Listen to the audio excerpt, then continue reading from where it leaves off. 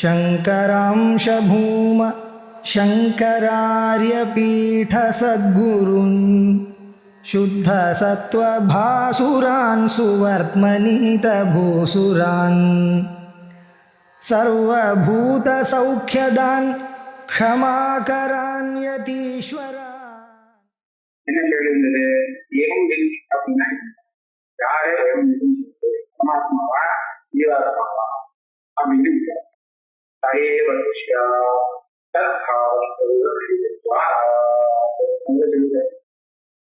நிறைய சொல்லிட்டார். ஏகம் என்று தன் சகாவா அன்னவான்னு சகனா என்ன?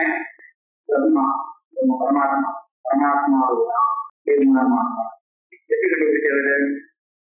ஆத்மாவுக்கு விவரிக்கத்தான் ஜீவனுக்கும் பரமாத்மாவுக்கும் அபேதம் தான் இங்க விவரிக்கமாக இருக்கு. அதனால அபேதம் விவரிக்கமாக இருக்கிறதுனால ஏகம் அபிஜான பரமாத்மாவும் என்ற விவரிக்கா பிரம்ம ஏகம் வீட்டம் அப்படின்னா பிரம்ம வீட்டுல இங்க அப்படின்னா ஏகம் வீட்டு யாரு? ஜீவாத்மா சொல்லப்படுது. ஏகம் வீட்டுன்னு ஆயிடுச்சுன்னா அப்புறம் ஜீவாத்மா இல்லை. ஏகம் வீட்டு ஆகிறதுக்கு முன்னாடி அவன் ஜீவாத்மா சொல்லலாம். ஏகம் வீட்டு சொன்னா அப்புறம் பரமாத்மா பிரம்மவியாத்மாவை பற்றி சரி. அந்நியபாவாவத்தி உபபத்தியதே பிரம்மம் வேறு ஜீவன் வேறுன்னு இருந்தாலும் ஜீவன் பிரம்மத்தை தெரிஞ்சதுனால பிரம்மமாக ஒரு வஸ்து இன்னொரு வஸ்துவாக எண்ணிக்கைன்னு ஆக முடியாது. அதுவே சாந்தியா வேற வஸ்துவாக தெரியுமானால் அப்ப வேணும்னா சாந்தி போகும்போது அது பழைய சொல்லலாம். ஆனா நிஜமாகவே இந்த வஸ்து வேற அந்த வஸ்து வேறுன்னா இந்த வஸ்து ஒரு நாள் அந்த வஸ்துவாக ஆக முடியும். அதனால அந்நியபாவாவற்ற மோகத்தை இந்த நேரம் கப்பமா இருந்தது வெளியில ருஜுவா மாறிடுச்சு அப்படின்னு சொன்னா அது கர்மா இருக்கவே அர்த்தம். நிஜமாவே இது கர்மம் அதை இருக்குன்னு சொன்னா அது ஒன்று ஒன்று மாறாது. அதனால பரமாத்மாவே தான் ஜீவாத்மா. சந்தாவாதத்தின் அனுபவம் அவித்யாகத காராத்ம அபோகாத்மா வேறு அந்நியபாவாகத்தின் வேறொன்னு இன்னொன்னாக மாறுறதுங்கிறது முடியாதுன்னு சொன்னா அதுவே தானாகவே மாறுறதுங்கிறது தான் முடியாது. ஒரு ரஜு சர்ப்பமாக மாறாது. ரஜு ரஜுவாக மாறுமா? அது ரஜுவாவே தான் இருந்துருக்கு. சத்திய சத்தாவாபத்தி பிரம்மே பிரம்மமாக ஆயிடுறது தெரியுதுனால தெரியல அப்படின்னு கேட்டாலே அவித்யால அபிரம்மகாலம் வந்தது. அது வித்யால போச்சுன்னா பிரம்மே பிரம்மகாலம் சொல்றேன் சாந்தமாவே பிரம்மகாவானதுவே சொல்ற பிரம்மே பிரம்மாவே பிரம்மாவே இருந்திருக்கு. பிரம்மாவே இருந்தது போவே இருந்திருக்கு. இதனாலே இப்ப பிரம்மமாச்சு. அபிரம்மகாலம் போச்சு நீங்க சொல்றாங்க. அதனால அவித்யாகிருத சாதாரண இருக்கு. அதாத இதுல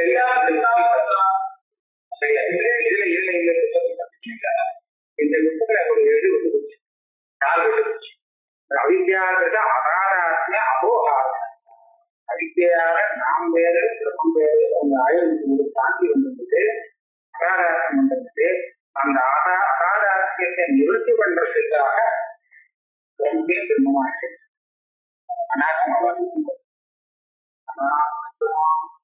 அபோகாரத்துக்காக சொன்னாலும் சரியா வரும். அன்பாட்டு படிக்கையாக அனாத்மாவும் இருக்கு.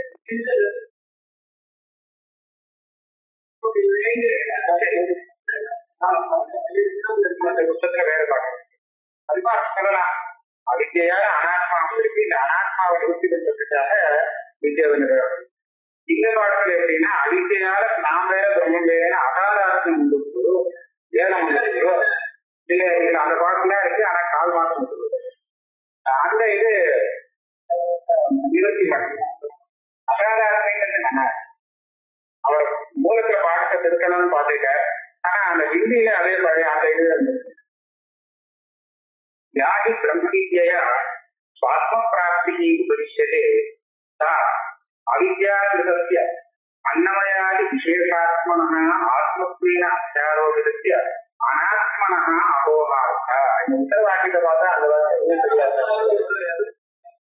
அதாவது இந்த பிரம்ம வித்தியால ஆத்ம பிராப்தி கிடைச்சது, ஆத்மா கிடைச்சதுன்னு சொல்றாரு. அப்படின்னா என்ன? ஆத்மா எப்படி கிடைச்சது? பிரம்ம வித்தியை கிடைச்சதுக்கு முன்னாடி இவன் அவித்யால பல ஆத்மாக்களோடு சேர்ந்திருந்தான். அதாவது அன்னமயாதி விசேஷ ஆத்மா, உடனே ஆத்மாத்மான்னு இருக்குங்க. அந்த தேவமுறை ஆத்மாவாக இருந்தது. வேற வேற ஆத்மாவை வச்சுட்டே இருந்தான். அத்தியாரோபிக ஆத்மா இருந்தது. இப்ப அந்த பழைய ஆரோபிதமான ஆத்மாவெல்லாம் அப்படிங்கிறது நிஜ ஆத்மாவை கிடைக்கிறதுக்காக இந்த பிரம்ம வித்தியை உபயோகப்படுத்துகிறது. பிரம்ம வித்தியால அவருக்கு உண்மையான ஆத்மா கிடைக்கிறது. தம் ஏவமர்த்ததா அவகமியதே.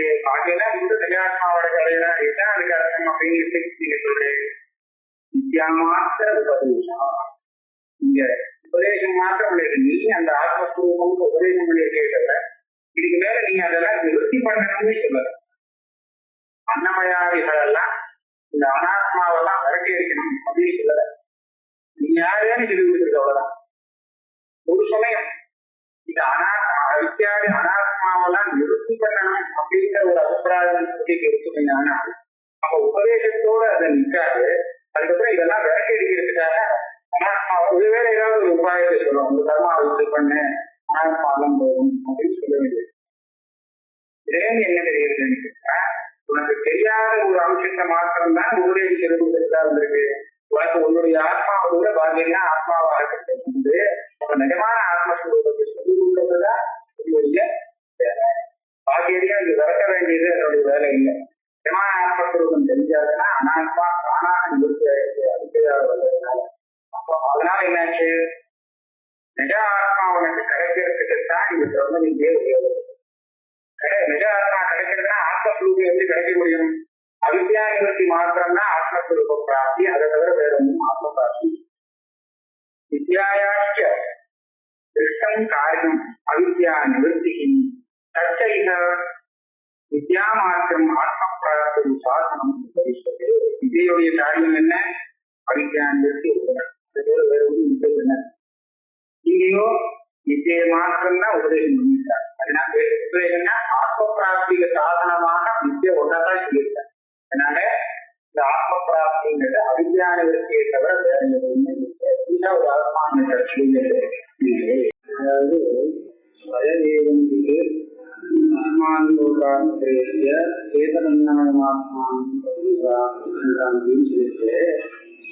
அப்போ இந்த சயம் இருக்குங்கிறது யாரு?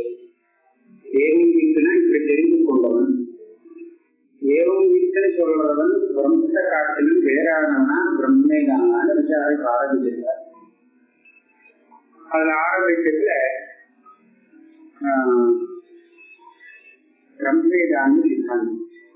அதாவது பிரம்மத்தை எவன் தெரிஞ்சுக்கிறானோ அவன் பிரம்மன்.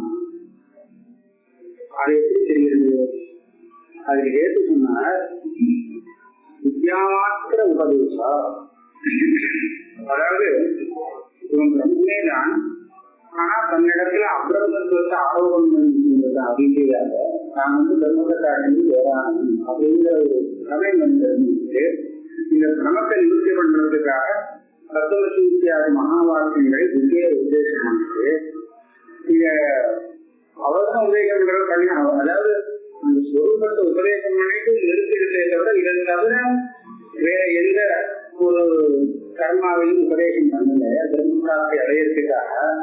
அப்ப இதுல இருந்து என்ன தெரியுது அப்படின்னு கேட்டா, இவன் நிஜமாக பிரம்மமாகத்தான் இருந்துச்சுன்னா இவன் உண்மையில பிரம்மத்தை காட்டிலும் வேறானவனாக இருப்பானால் அப்போ நீ பிரம்மம் அப்படின்னு உபதேசம் மாற்றம் பண்ணினால் இதனால பிரம்மத்தை அடைய முடியாது. அதை தவிர வேற ஏதாவது ஒரு காரியத்தையும் செய்ய வேண்டியிருக்கும். அப்படி செய்ய வேண்டிய காரியத்தையும் சொல்லி உபதேசம் பண்ணியிருக்கணும். அப்படி உபதேசம் பண்ணல.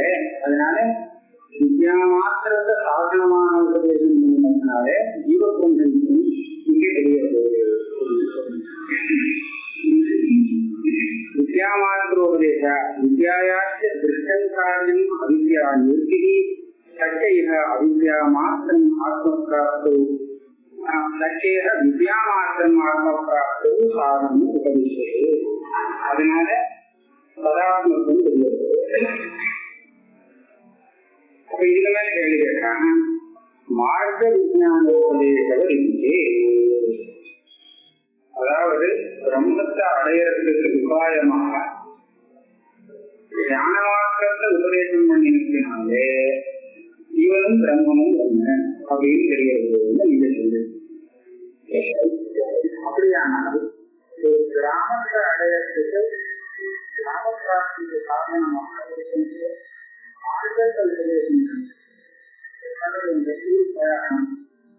போது வழிதான் தெரியும். அப்படி இருக்கும்போது இந்த வழியாக போகணும், இந்த வழி இல்லை மார்க்கத்தை உபதேசம் பண்ணணும்.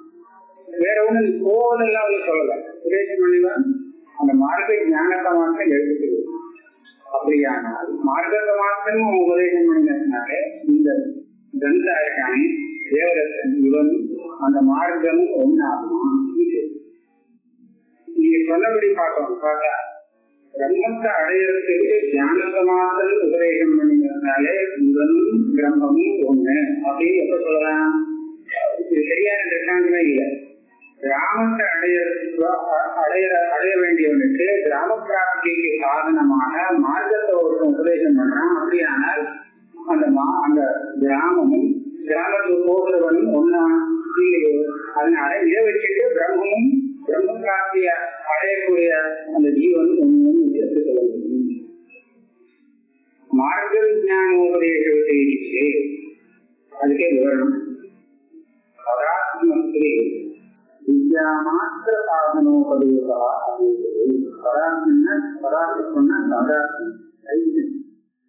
ஜீவன் பிரம்மாத்மகமாகவே இருக்கிறான். அப்படிங்கிறது இங்க என்ன காண்கிறேன்? இவன் பிரம்மத்தை அடையறதுக்கு வித்யா மாத்திரத்தை சாதனமாக உபதேசம் பண்றது, ஞான மாத்திரத்தை உபதேசம் பண்றதுனால இவன் பிரம்மமாகவே இருந்திருக்கும். இது மகேது. இந்த எட்டு சரியாக இருந்தது.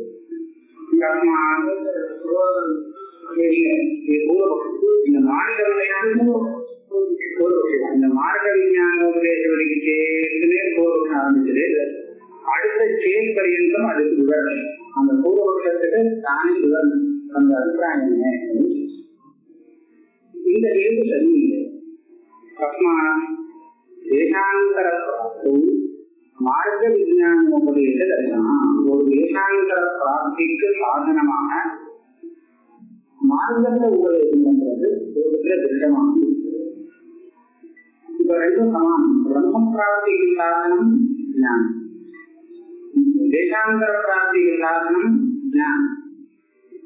ஆனா பிரம்ம பிராப்திக்கு சாதனமாக ஞான மாத்திரத்தை உபதேசம் பண்ணதுனால பிரம்மமும் அந்த நீயும் ஒண்ணு.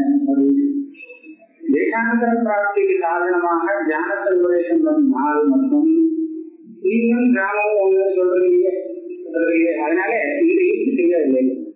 வேதாந்தர பிராப்தி மார்க்க விஞ்ஞான உபதேச தேசம் கிராம கந்தாயே கந்தா போதிரம் கிராமம்னா அவன் போக வேண்டிய இது ரெண்டும் ஒண்ணு இல்லையே.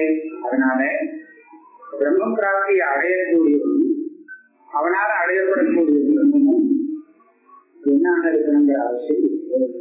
ஞானத்தை உபதேசம் பண்ணினதுனால ரெண்டும் ஒன்னாக இருக்கணுங்கிற அவசியம் எதுவுமே இல்லை.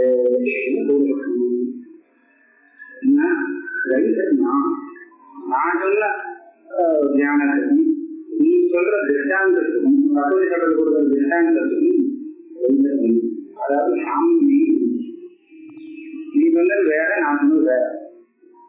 அத்தனை ராம விஷயம் விஜயானம் உபரிஷதே பிராப்தி மார்க்க விஷயமே உபரிஷதே விஜயானம்.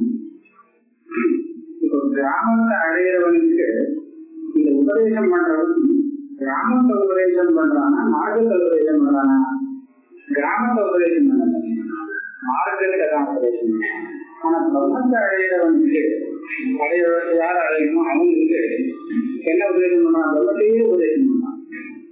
அதனால இவன் எதை அடையணுமோ பிராப்தியமோ இதனால பிராப்தியத்தையே உபதேசம் பண்றது நான் சொல்ற தார்த்தாந்திகத்துல. நீ சொல்ற மார்க்க திருஷ்டாந்தத்துல இவன் அடைய வேண்டியது மார்க்கம் இல்லை, கிராமம். ஆனா உபதேசிக்கப்படுறது மார்க்கம், ஞானம் இல்லை. ஆனா உபதேசிக்கப்படக்கூடிய வஸ்து, அடையப்படுற வஸ்து பின்னமாக இருக்கு ஒன்று திருஷ்டாந்தம் இல்லை. ஆனா நான் சொல்ற அரசாங்க தளத்துல உபதேசம் பண்ணப்படுற பொருளும் அடையப்படுற பொருளும் ஒன்றாக இருக்கு. அதனால இந்த ரெண்டுக்கும் சாமியும் கிடையாது. ஆல்ரெடி கிராமவியல் விஞ்ஞானம் உபதேசிக்கிறது. கிராமத்து போறது கிராம விஜயம் கிராமத்தில் பிராப்தி மார்க்க விஷயமே உபதேசிக்கிறது விஞ்ஞானி. பிரம்மஞானம் விதிரேன சாதனாந்தர விஷயம் விஞ்ஞானம் உபதேசிக்கிறது. பிரம்மஞானத்தான் உபதேசம் பண்றார்.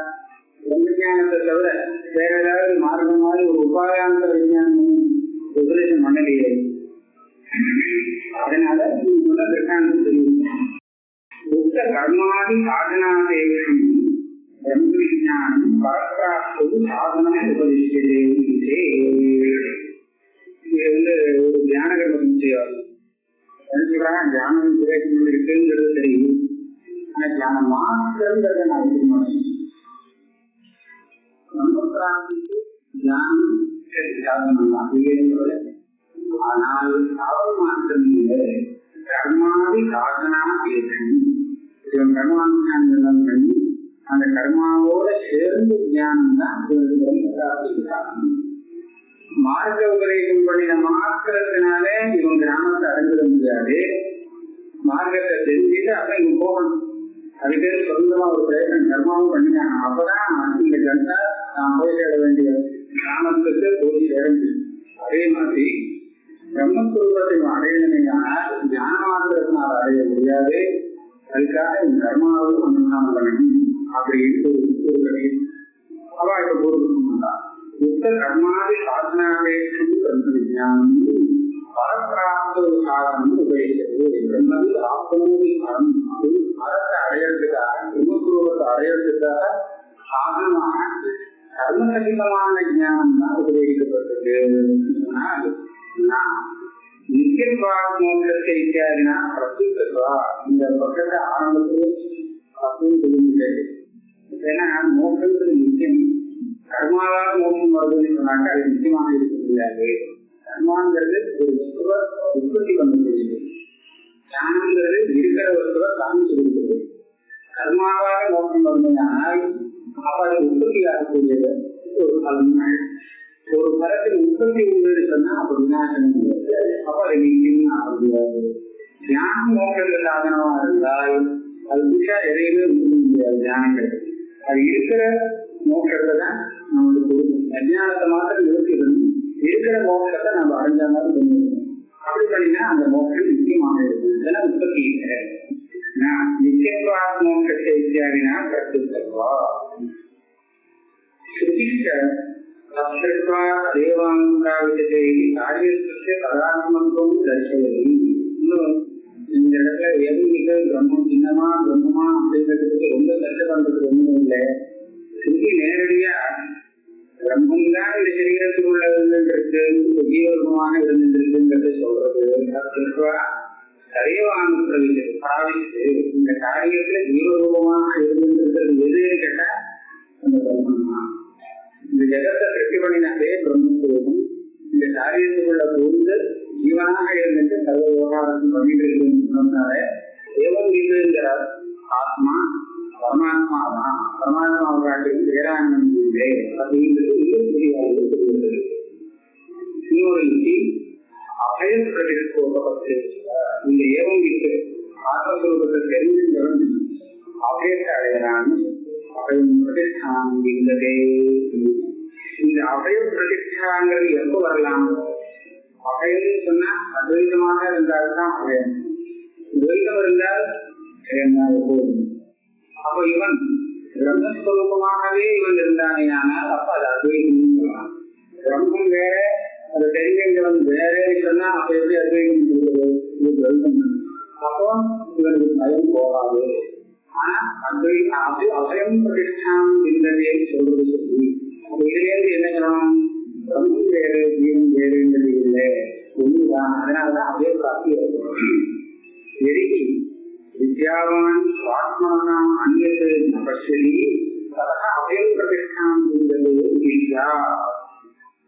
அதாவது விஜயிடம் ஞானியானவன் அந்த காட்டில் வேறானது எதையும் பார்க்கல.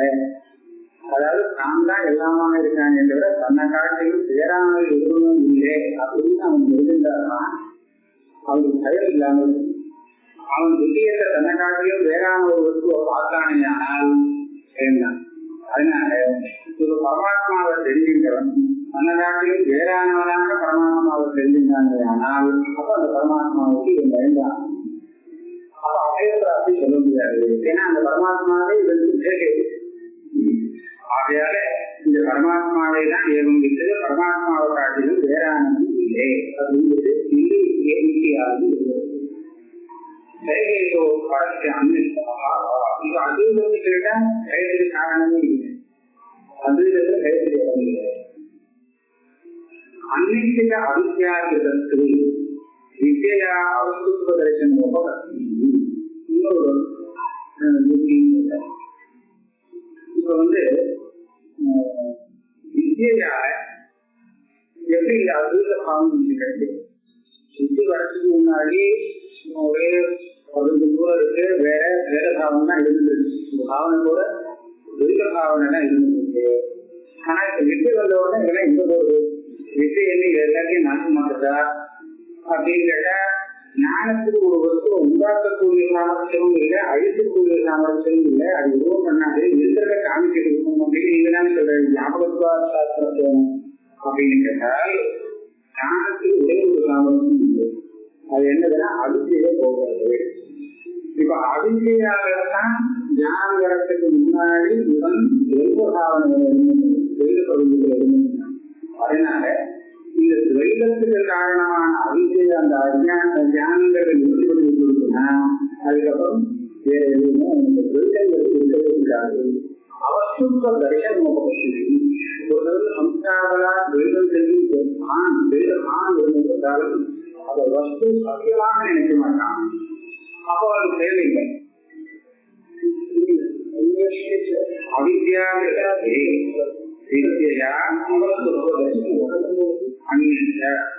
ஆத்மாவகாட்சியில் வேறான பதார்த்த அவித்யாகிருதத்திலே அது அவித்யால உண்டாகி இருக்கும் பக்கத்தில் வித்யா அவசுத்தத்தில் அவித்யா அது வரல, அதுவே சத்தியமாக இருக்கு அப்படின்னு சொன்னால் வித்யால அந்த வஸ்து அவஸ்து ஆக முடியாது.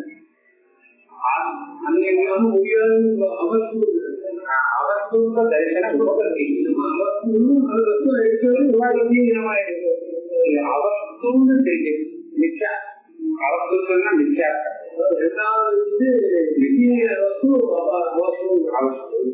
விதியமாக தெரியக்கூடியது அவஸ்து. நாம் தான் சத்தியம். சத்தியம் சொன்னா நாம தான் சத்தியமே தவிர நான் தான் சத்தியம். நான்கிறத தவிர எதெல்லாம் பார்க்கிறோமோ எல்லாம் இது எப்ப அசத்தியம் சொல்லலாம்? அது அவித்யாகிருதமாக இருந்தால், அவித்யாகிருதமாக இருந்தா மாத்திரம் அசத்தியம் சொல்ல முடியாது. ஞானம் வந்தாங்க அது அசத்தியம் சொல்லணும். அவித்யா நிறுத்தி வந்திருந்தார். அப்ப அவித்யாகிருதம் இந்த வித்யால நிறுத்தி ஆனதுனால அந்த வஸ்துவை விதியத்தை, அதாவது நீங்க என்ன துவைதம்னு இந்த துவைதத்தை நாம மிச்சையாக புரிந்து முடியாது. அந்நிய அவஸ்துத்வ தரிசனம் துவைதத்துக்கு அவஸ்துத்வ தரிசனம் எப்போ வரலாம்? அது அவித்யாகிருதமாக இருக்குமே. ஏன்னா நிஜமாக இருக்குமே ஆனால் ஞானம் வந்தால் அது போகாது. சந்திரத்திய அவஸ்தம் அதாவது திருஷ்டாந்தம் காமிச்சார். 2 சந்திரனை பார்த்துட்டு இருக்காங்க. 2 சந்திரன்ல ஒரு சந்திரன் பொய்ன்னு சொல்லலாம். அது எதை வச்சுட்டு பொய் சொல்றது? இதுக்கு 1000 தெரிஞ்சிருக்கு, 2 சந்திரனாவே தான் தெரிஞ்சிருக்கு. இது பொய்ன்னு சொல்றதுக்கு இவருக்கு உங்ககிட்ட பிரமாணம் இல்லை. ஆனா இது பொய் எதை வச்சு சொல்றது? இன்னொருத்தன் இந்த தோட்டம் இல்லாதவன் ஒரே ஒரு சந்திரன் தான் பார்க்கறான், அவங்க 2வது சந்திரன் தெரியலையே. ஆகையால இவங்கிட்ட இவங்க பார்க்கக்கூடிய அந்த 2வது சந்திரன் விஜய சந்திரன் அதற்கு எதை வச்சு சொல்றோம்னா இவங்க பார்க்கறத வச்சு இல்லை, இவங்க பார்க்கறத வச்சு பார்த்தோம்னா 2 சந்திரன் அதுக்கு தான் இருந்தது இல்லையா? அதுக்கு பாகம் வராத காலத்துல அது அசத்தன்னு ஒரு சத்துருமான் சொல்றான். அதாவது நன்னா கண்ணு தெரியக்கூடியவன் பார்த்து ஒரே சந்திரதான் ரெண்டு பொண்ணுங்களே அப்படின்னு யார் சொல்றதுதான் ஞானி சொல்லணும். சந்திர ஞானி இது கைவிகள் இருக்கானே ரெண்டு சந்திரனை பார்க்கக்கூடிய இதனால அந்த அதனால அக்னி வீரியத்தை சந்திரத்தை ஆபத்தும் எது சந்திரப்பதா இகதோறும் இல்லாத சக்கரத்துள்ள வந்திருக்கானே அவன் இதை பார்க்கறது இல்லையே